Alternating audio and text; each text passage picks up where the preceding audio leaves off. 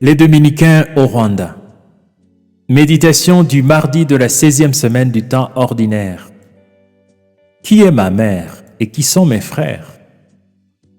Chers frères et sœurs, loué soit Jésus à jamais. En ce mardi de la 16e semaine du temps ordinaire, année liturgique B, nous entendons Jésus poser une question étonnante à quelqu'un qui venait de lui signaler que sa mère et ses frères l'attendaient. Qui est ma mère et qui sont mes frères? Lui dit Jésus. C'est l'une des questions surprenantes que Jésus posa à sa mère à certaines occasions.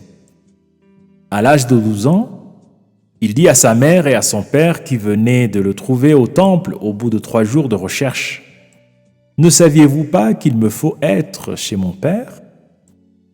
Aux noces de Cana, il dit à sa mère: « Femme, que me veux-tu?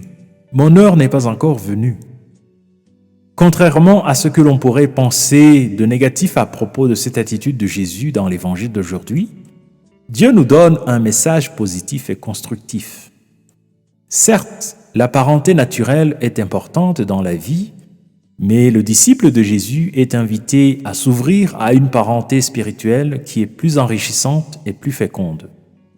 En effet, celui ou celle qui fait la volonté de Dieu trouve beaucoup de frères et sœurs en Jésus-Christ et tous les avantages que cela comporte, notamment une communauté d'espérance, où chacun est accueilli et traité comme un ami, où la différence est une force pour le bien-être de tous, et où le pardon est une pratique qui permet de grandir humainement et spirituellement.